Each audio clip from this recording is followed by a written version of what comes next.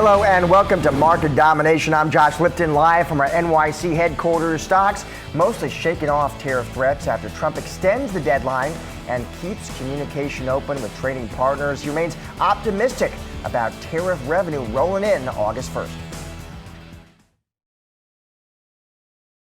Tariffs, as you know, are starting to come in at record levels. Tremendous amounts of money are coming in to our country. We never did that before. We're not used to it. We only have tariffs going out. We only adhere to the rules of other nations who charge us tremendous tariffs. The big money will start coming in on August 1st. I think it was made clear today by the letters that were sent out yesterday and today. And joining us now, we've got Paul LaMonica, senior market analysis writer at Barron's, Washington correspondent Ben Wurstrel, and senior reporter Ali Canal, who are breaking down the headlines throughout the show. Ben, let's start with you. What is the latest from D.C., Ben? Yeah, we got a lot of, it's another day, another series of kind of dizzying series of tariff headlines from your three quick ones to kind of kick things off today. The first one is the question of deals. That's been the big question we've been waiting for all week.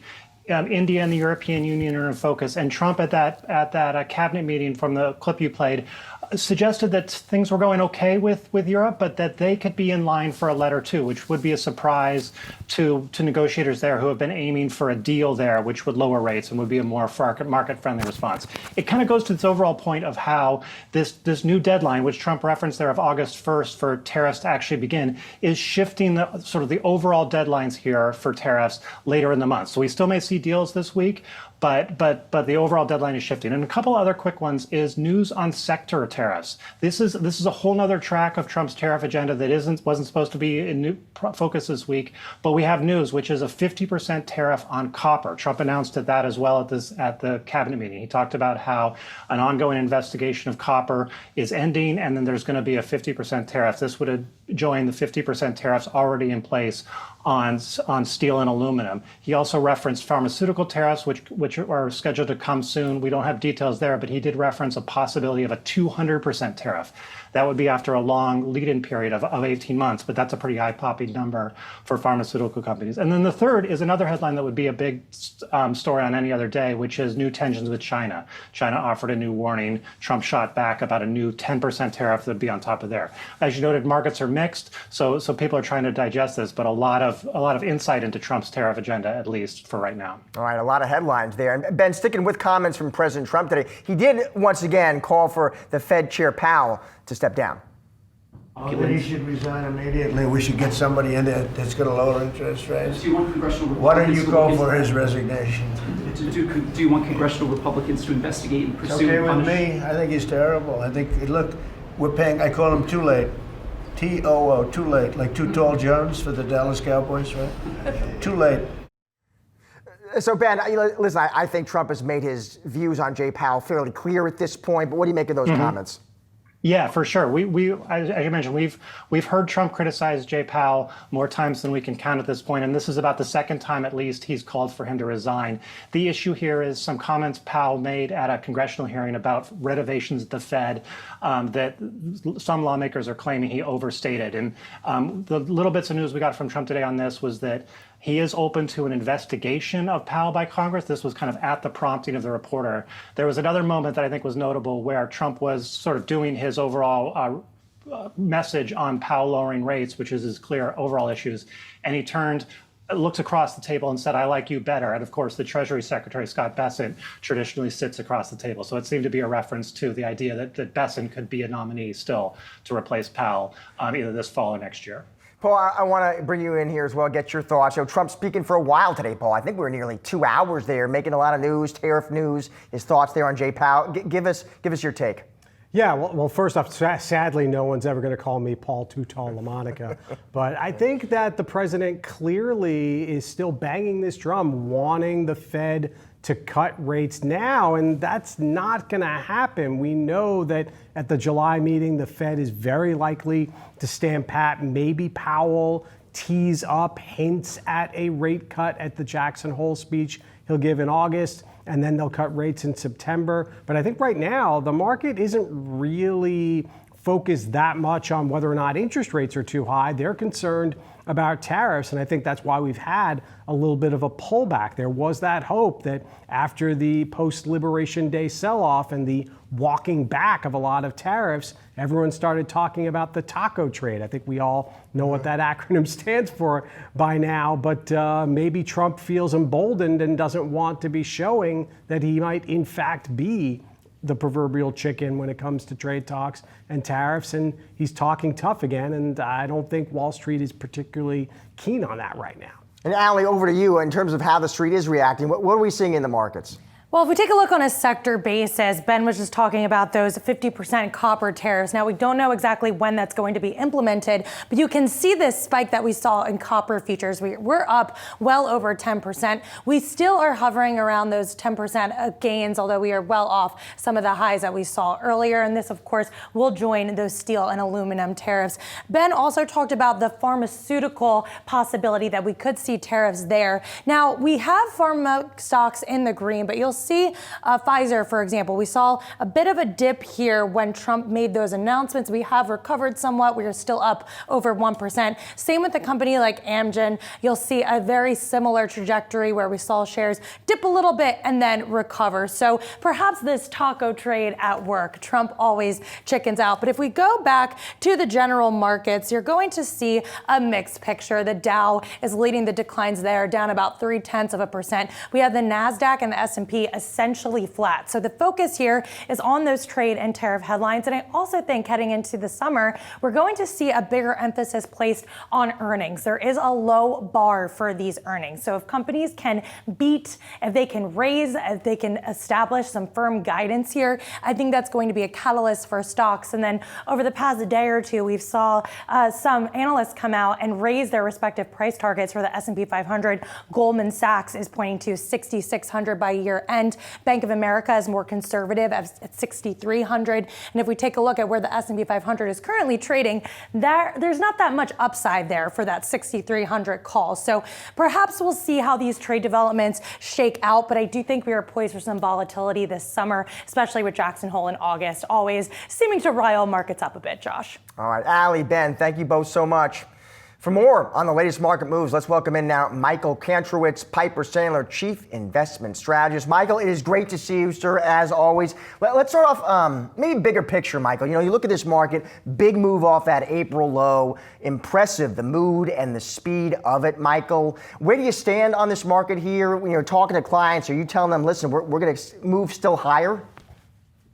Well, I think over time, over the next 12 months, I think we could see the market still go up another 6 to 8%. I think it's important to recognize or acknowledge that the last 3 months moves was largely pricing out of macro risk. Whether you look at PEs, which have rebounded, or credit spreads, which have compressed, it's been a very macro-led tape, where kind of a rising tide has lifted all boats. Going forward, we should not extrapolate this or expect, the same level of returns, of course, every 3 months. And we'll probably see earnings matter a lot more for stocks than macro in the coming months.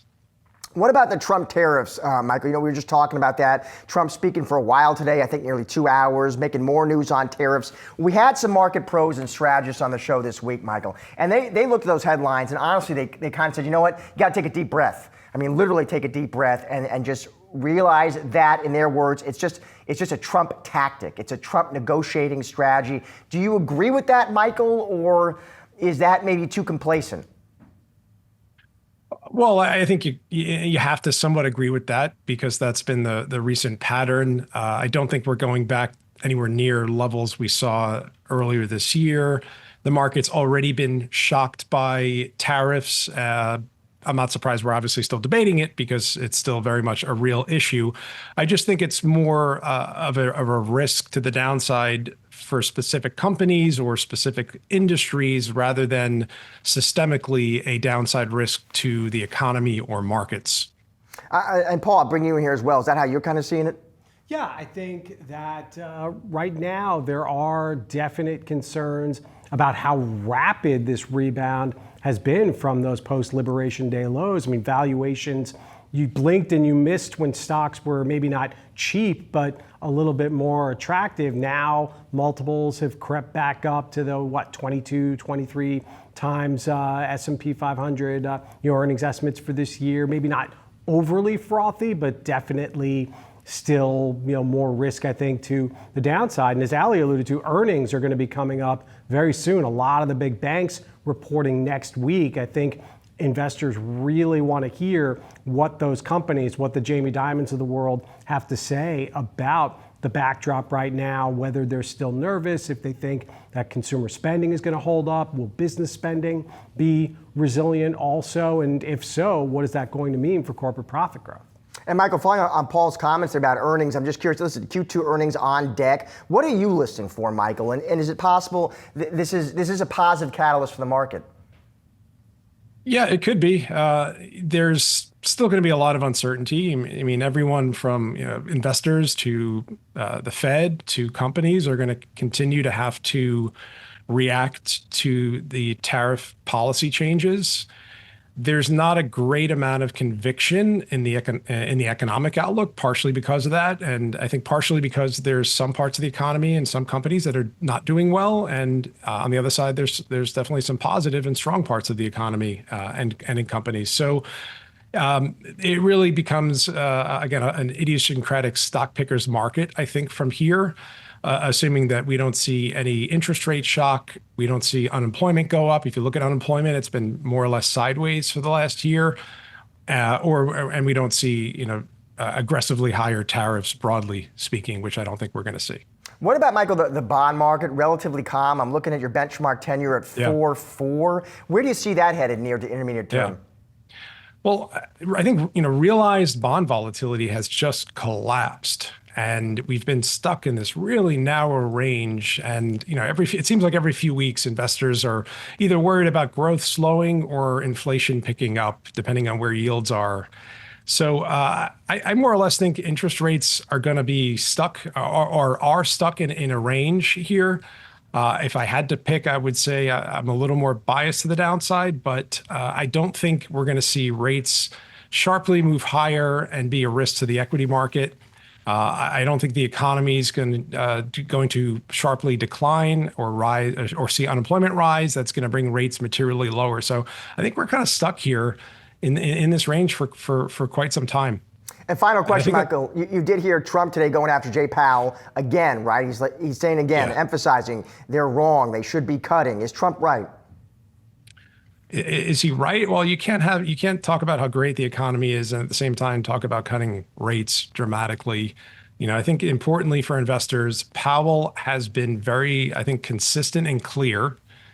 And, I think ultimately I believe he'll cut in September. He's continued to point to the dot plots and spoke about, two rate cuts this year. And I think he'll have, assuming he wants to do that, and I think he will, I think the data will allow him to do it, and he'll frame it in a way that is conducive to doing so.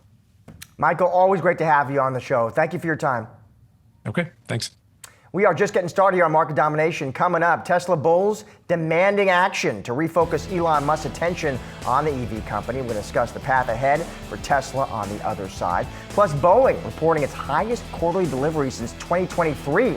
Breaking down some of today's top trending tickers. That's later in the hour. And at 3:30, it's the latest edition of our series, Goodbye or Goodbye. We're taking a deeper dive into two stocks to help you make the best moves for your portfolio. Stick around. Much more Market Domination still to come. Tesla bulls demanding action to refocus Elon Musk's attention to the EV company. Wedbush's Dan Ives calling it a tipping point in the Tesla story. Yahoo Finance's Pras Subramanian joins us now to discuss. Pras, so here, Dan Ives of Wedbush, of course, bull of bulls on Tesla. I mean, guy's been on this show many times. He pounds the table for Tesla. Goes on X, and here's what he says Tesla's board should do, Pras. He says, new pay package getting Musk to 25% voting control. He says guardrails establishing amount of time Musk spends at Tesla, right? I don't know. When I think of Musk, I don't think of the word guardrails, but okay, Dan. Third, oversight on political endeavors. Okay, it's an ask. Ives posts this on X. Elon Musk himself responds, "Shut up, Dan." That's his. What do you make of it? First of all, for Dan Ives, not the first time he's asked the board to step in and kind of rein in Musk. I think that's been something that a lot of people asked for. He's the second time he's asked for it now. America Party was, I guess, too far for him in terms of all the problems with government regulation. If you kind of bring that on, but be that as it may, it's just funny the whole back and forth. Ives and Musk is a big fan of Ives and vice versa. To see them kind of actually butting heads is. To your point, maybe as you were saying off camera, we should construe it as somewhat must be maybe in his own way polite. it could have been a lot worse than "shut up, comma, Dan." Was your point? Right. Just lay off right now. Right. So I don't want this heat right now. But we've been talking about this. Paul and I are talking about this. But it's like the company. It's not just Musk. It's other issues that are going on with the company for a number of months now. Demand issues. Tesla's EV tax credits threatened. Robo-taxis happening now, but are they going to really sort of push the kind of the boundaries and kind of take on Waymo? We'll see, right? Well, but it was interesting, Paul, because I think, listen, he goes on X, and Musk is now talking all about, I'm going to start this new American political party. And of course, if you're a Tesla investor, you're looking at it, you're wondering, well, hold on a second. Where exactly is this guy's focus? Where is his attention? Yeah, and this has been a knock on Musk for years, because clearly this is someone who, for better or for worse, is easily distracted. He has SpaceX, he has X, which I still call Twitter, and many other ventures beyond Tesla. And Tesla is at a point now where they arguably need Musk more than ever, given the concerns about demand for electric vehicles and Tesla's electric vehicles in particular. Musk is now a very polarizing figure. You would think that starting a political party is not the best way to sell more electrical vehicles and eventually wind up with more contracts with NASA and other government agencies as well. So I understand Dan Ives' frustration. One thing that I always found interesting about Ives, who has remained a very unrelenting bull about Tesla, at what point do you just throw up your hands and say, I can't do this anymore? We need, if not a grown-up in the room, at least someone who's going to take things more seriously. And it doesn't appear that Musk at this point yet feels that there's any crisis at Tesla. And it may not be a crisis, but it does need his, more attention, I think, from him. We've heard in other reporting, I think the Journal talking about the board was sort of weighing how they can actually rein Musk in, bring him back to work, things like that, make him sort of absolve some of these political statements. But clearly it's not working, and this is sort of maybe a failure of the board, I'm not sure, but we know that they are thinking about it. They're curious, how can they control him? Because seemingly he's got an ADD type of personality, and he can just sort of focus on different things. And the bad things are when he focuses on things that are unrelated to his businesses, and that's the problem, right? You cut through the headlines, at the end of the day, listen, this company, it has to move cars, right? It comes down to the EV sales. That's still what's driving the company's P&L. Right. You look at the recent deliveries, and they were better than at least maybe some feared on the street, and you did see the stock pop there. So now we wait for the earnings. What's ahead for that EV business? So two things, right? I think the big thing is, when are we going to see that cheap EV that they've been talking about for over a year now, and what people think will actually be the main driver of potential new sales, right? Because right now, I think Tesla's poised to have a second year in a row of sales that are less than the year before, which is a huge problem for a company with 70x forward earnings, right? So that's one thing. And then obviously the robotaxi test. What's going on there? The whole bet of the company is on AI and autonomy, and it's happening now. It's sort of slow, some hiccups here and there. Can we hear more about more cars on the road, more users, can they open it up to test to you and I? That's the big question. Do you think, Paul, one question would be with that EV business is the extent there's been any brand damage, and whether you think there's been any kind of permanent brand damage? Because that was another big question, whether Musk goes hip to hip with Trump, and we had any number of analysts come on the show who cover the company and say they thought that was doing some damage to some number of EV buyers, Tesla buyers, right, big fans. But now, of course, he's distanced himself from Trump, so he's also angered MAGA.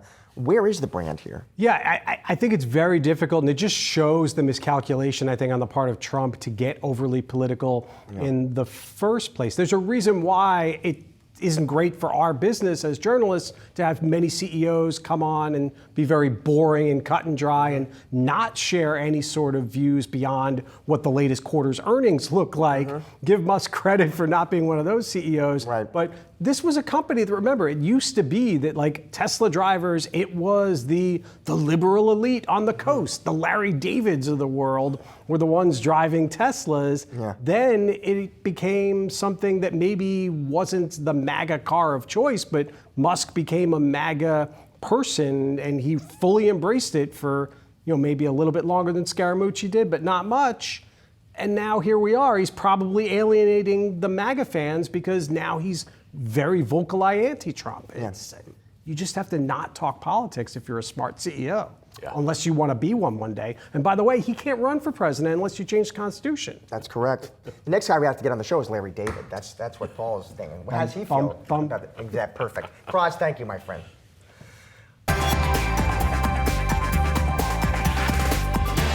Now time for some of today's trending tickers. We'll keep an eye on Boeing, Robinhood, and Datadog. Let's start with Boeing, which was reporting the highest quarterly delivery since 2023, with 150 airplanes over the second quarter, 60 planes last month alone. CEO Kelly Ortberg says the company needs to hit further production targets to end Boeing's cash burns and turn around the airplane manufacturer. Paul, what do you make of those headlines? Yeah, I think it's encouraging to see Boeing have this increase in production. It's one of the main things that Kelly Ortberg was tasked with. It's been almost a year now that he's been on the job. Unfortunately for the company, you had another tragic crash involving a Boeing plane, an Air India plane, and that is something that the company now has to deal with as well. And until these safety issues are fully resolved at Boeing, I think it's going to be a continued drag on the stock, even if the production numbers are encouraging. Yeah, we know Boeing has lagged its rival Airbus in sales and deliveries. Per Bloomberg, though, the June surge does put Boeing neck and neck with its competitor there. Is Boeing a buy here, Paul? Most analysts cover it, say yes. I got nearly 70% like it on the street still. Yeah, I mean, I think Boeing stock probably has the worst priced in at this point, but it is such a volatile business. And when you are subject to headlines like plane crashes that are, I wouldn't say out of your control, because if you have better safeguards where you're building planes that aren't going to crash as much as the Boeing planes have, then that is something that I think investors are clearly worried about and cognizant of, and it's one of Ortberg's biggest challenges, I think.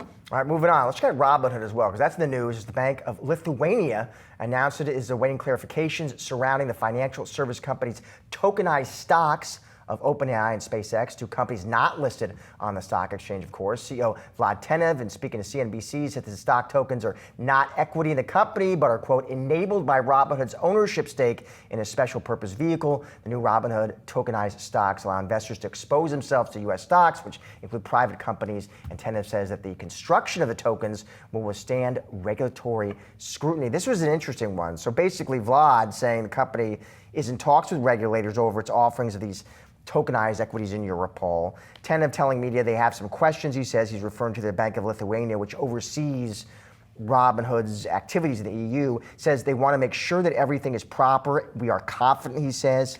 Who knows? Maybe you get tokenized equities coming soon to the U.S. Who knows, Paul? Yeah. From Robinhood. Yeah, I mean, the bigger issue might not be just the regulators. It's also, Josh, the fact that OpenAI came out and vocally said, we do not endorse this. This is not something that we have any involvement in whatsoever. So OpenAI, a still private company, may or may not go public at some point. These tokens may be something that investors are clamoring for, but if companies don't want to associate themselves with it, then that could be a problem for Robinhood going forward. SpaceX hasn't really said much, I believe, yet. It is, what's interesting, Paul, is how, I mean, here in the U.S., we have regulators, and they've had these rules on the books for a long time that tell Paul and Josh what private company, what private companies you can get into, who can get into them. There are rules about that. I'm not suggesting that these companies are finding a way around that, because it makes it sound like they're doing something duplicitous. I'm not saying that, but it is certainly setting up this really interesting kind of alternative to that. Yeah. So we'll watch and see. Finally, Datadog falling at a rating downgrade that came from neutral, price target introduction of 105 by Guggenheim. So this one, Guggenheim does this, they cut this one to sell, Paul. They say OpenAI, its largest customer, may have already started to move off Datadog for log management onto its internally built solution. They say it could mean revenue risk in the second half. Their target is 105 here. Yeah, I think that there are legitimate concerns that OpenAI may be looking to adopt more of its own in-house technology, which could be a negative for Datadog. Datadog, obviously, though, a very diversified company. They're not entirely dependent on OpenAI for revenue. And remember, this is a company that just got added or is about to be added to the S&P 500 index, replacing Juniper Networks. A lot of people thought Robinhood would get that slot. Robinhood's still waiting. Datadog is it. This does look like the only sell on the street here. Most actually still like Datadog. Of course, doesn't mean Guggenheim is wrong. Will it be a good buy or good buy for your portfolio? We're taking a close look at two stocks that may have surprising impacts. Stick around. Much more market domination. That's coming up next.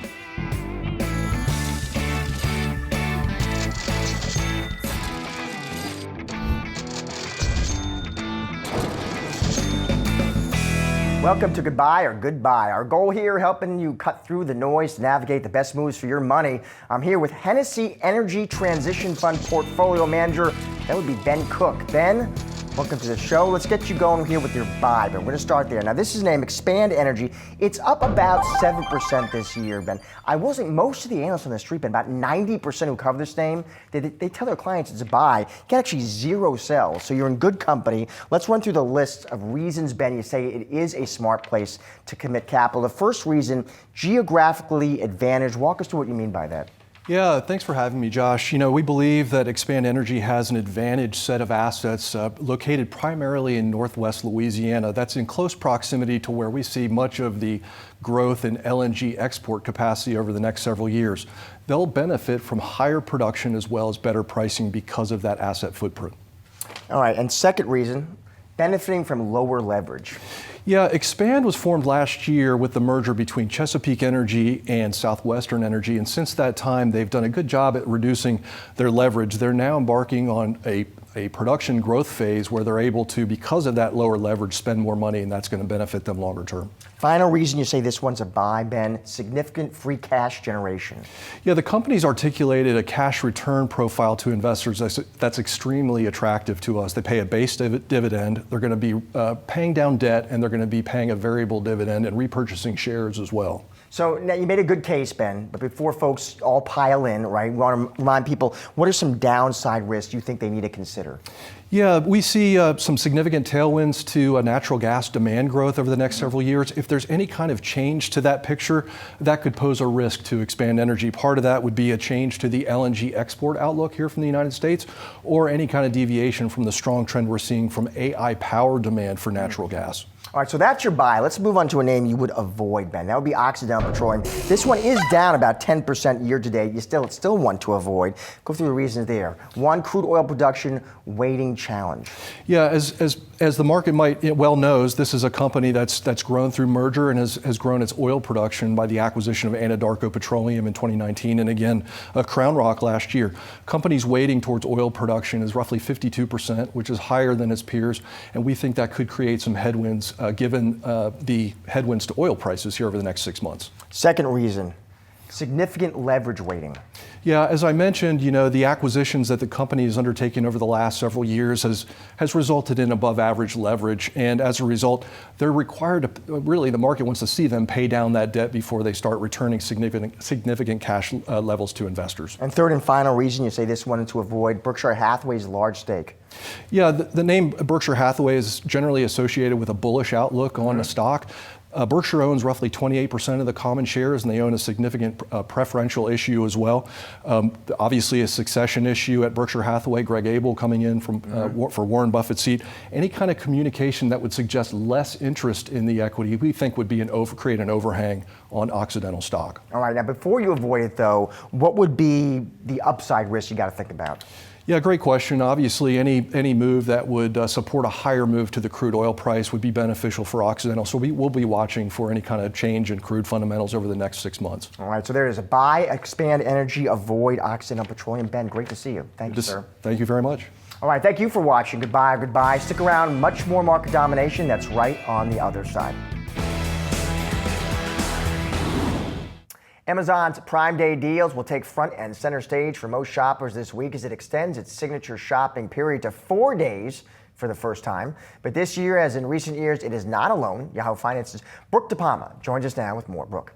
Good afternoon to you both. Certainly what we've seen in recent years is really Amazon get taken on by their retail rivals. Think Target, think Walmart specifically, but so many others are looking to get on this big splash of savings like Target, Home Depot, Lowe's, Best Buy, even Tractor Supply and Ulta Beauty. Well, they're looking to get in on the action too. But let's take a closer look at one of their biggest competitors, Walmart. Well, Walmart, they're really up their ante when it comes to their e-commerce business. In the last quarter, that e-commerce business here in the U.S. just turned profitable, and now they're really doubling down on their offering this week. They're, instead of just having a 4-day event like Amazon Prime, they're looking to do it bigger. And so Walmart's having a 6-day event from July 8th to July 13th. That's trumping Amazon Prime's Day event from July 8th to July 11th. Now, some sources telling me that Amazon is clearly the big winner this week. And sure, customers, just top of mind, they'll go to Amazon first, they'll look at the prices,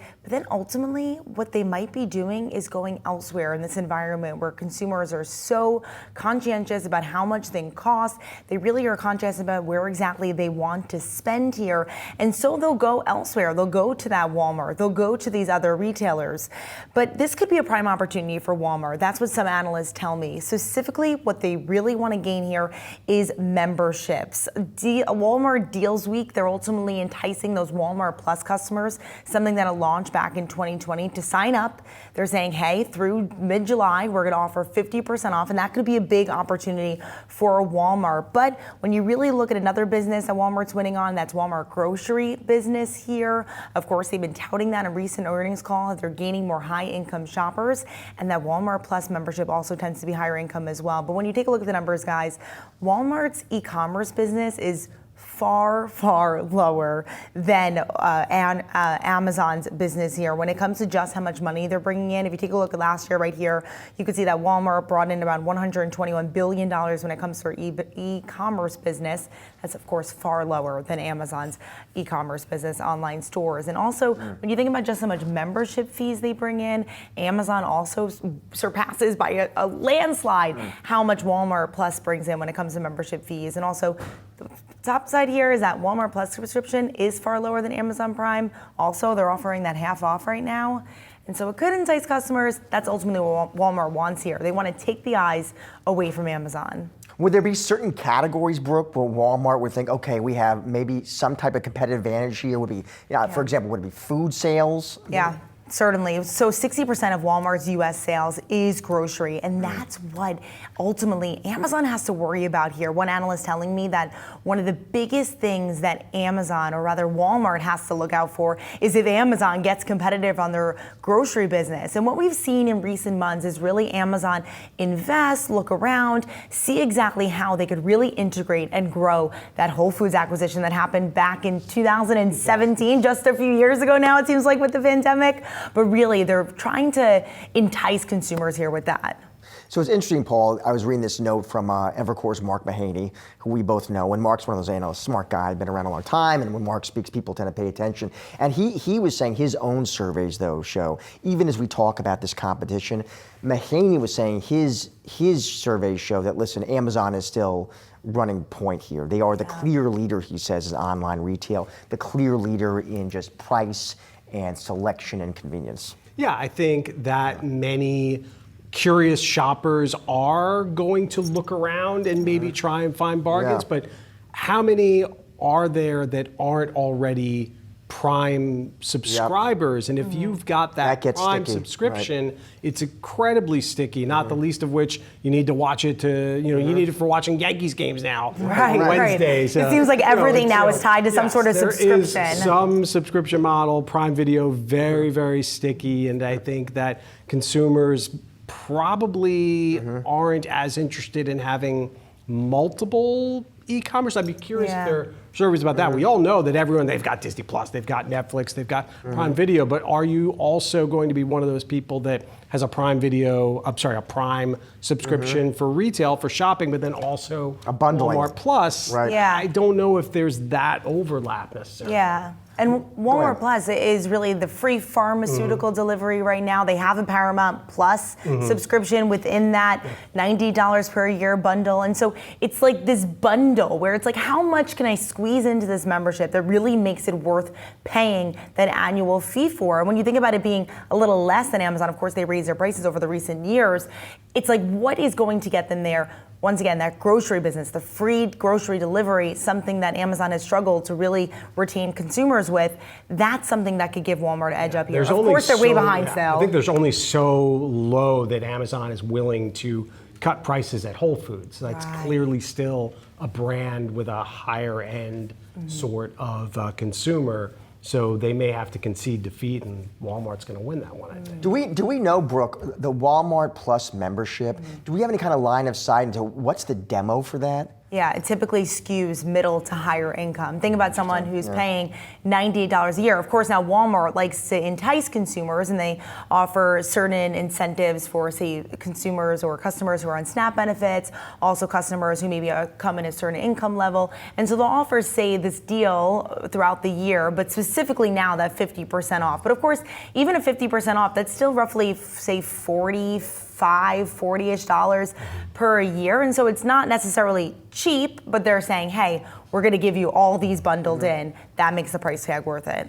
I did see reports that Amazon's Prime Day sales fell about almost 14% in the first 4 hours of the event compared with the start of last year's sale. But as you said, Brooke, it's 4 days now, so let's see how it shakes out. Well, it's 4 days, not 6 days like Walmart, but also think about all these companies also doing deals. And in this environment, if they're cross-comparing and they're trying to get the best deal, did it actually work? Did some other retailers take share from Amazon? I think we'll have to figure that out over the next few days. We'll have you back to break it down. Thank you, Sounds like a Brooke. plan. Appreciate it.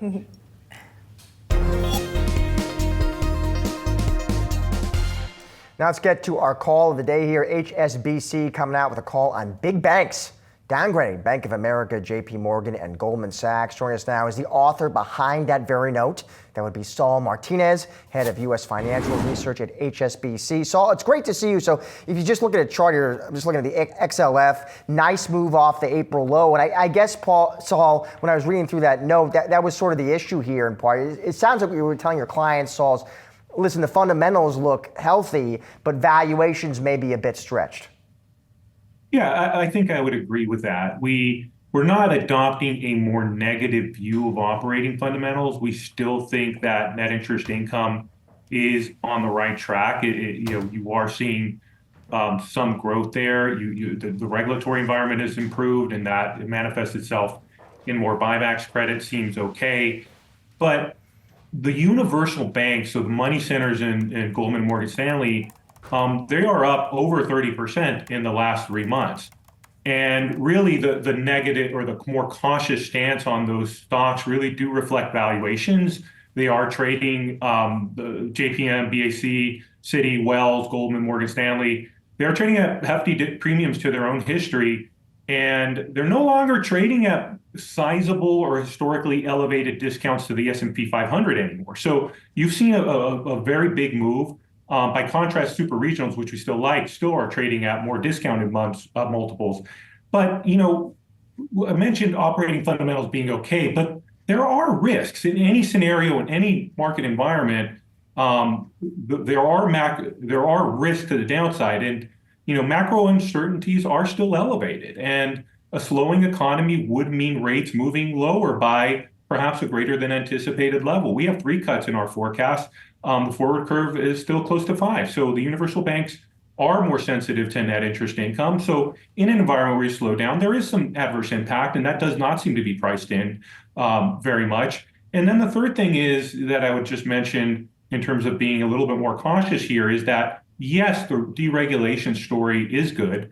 The recent stress tests were phenomenal. And we are incorporating more buybacks into our forecast, but we're incorporating more buybacks at 30–40% higher stock prices. So that's very dilutive to book value per share, to tangible book value per share. And in fact, when I look at my share count estimates today versus back in April, after forecasting, putting into our models much more in buybacks, share count still moved that much. Why? Because even though in dollar terms they're buying back more stock in our numbers, they're doing it at a much higher price. So that offsets it considerably. So that is, all of those things are kind of factoring in. And obviously there's some nuances to each of the downgrades of JP Morgan, Goldman to reduce, and Bank of America to hold. But at a high level, it's valuation, pricing is not factoring in downside risk, and the dilutive impact of buybacks at much higher multiples are all sort of considerations we're factoring into our views. Let's dig into a couple of specific names, Saul, because you do take JP Morgan and Goldman. You took both of those to reduce rating. Just walk me through those two names in particular. Yeah, I mean, look, I've always been a little bit hesitant to put reduce or sell ratings on companies that are great companies, and they are great companies. And there are a lot of things to like about both of these companies. That said, there is a price for everything.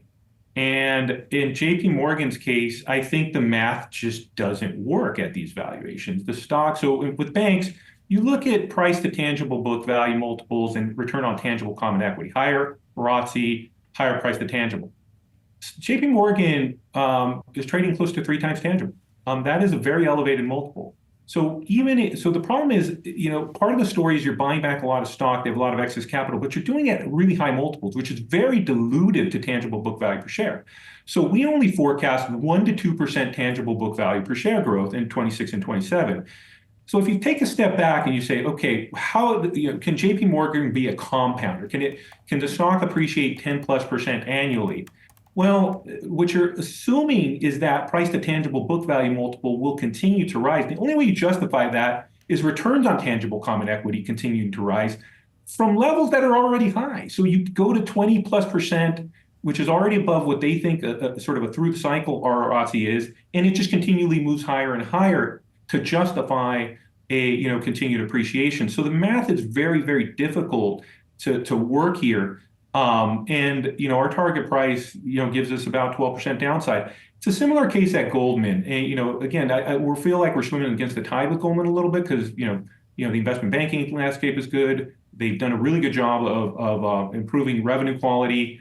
But in that case, with Goldman, we ran upside and downside case scenarios. We ran an upside case scenario. IB fees get to 2021 level, which is we're exceptional. We have optimistic assumptions for asset and wealth management. We still only come up with a $707 fair value in that estimate. Stock's trading pretty much at those levels. So in a downside case, which is not a really negative downside case, it's a mild downside case.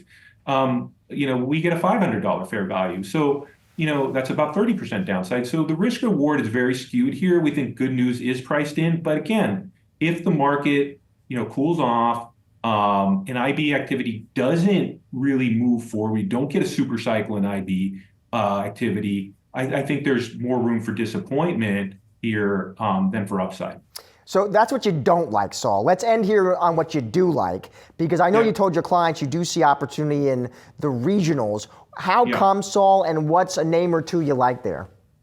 Yeah, look, I think when you look at the regional banks, they have, they've underperformed the big banks, but they've performed okay over the last month or a few months, but you still have had underperformance for a number of reasons here. And when I look at valuations, they are still below their 10-year average. They're still at 45 to 50% discounts. And when I say super regionals, I'm talking about U.S. Bancorp, PNC, and Truist. We have buy ratings on all of those. Those are the largest regional banks in the U.S. And I do think that a lot of the things we're optimistic about for the universal banks also apply to them. Their balance sheets are repricing to higher rates. So net interest income has gone from contracting in 2024 to growing this year. You have positive operating leverage there. You have capital being built up. You're starting to see in some cases a bit of loan growth. So I do like US Bancorp a bit. I do think it's a differentiated business model, not just commercial banking, but they have a good consumer banking business, a leading trust business. They're generating positive operating leverage. They're trading at roughly 10 times 2026 earnings. So it is discounted, amongst the highest profitability of any bank we cover. And we also like Truist, which is a little bit more of a turnaround story, but we think they're making progress on cost. We think they have a strong capital base, and again, it's at 10 times earnings, and we think the ROTC is moving from low double digits to mid-teens, and we think there's room for multiple expansion there. So always good to see you, and we appreciate your time and those picks, sir. All right, sounds good. Anytime. While we're wrapping up today's Market Domination, don't go anywhere. We've got you covered with all the action. Following the closing bell, stay tuned for Market Domination Overtime.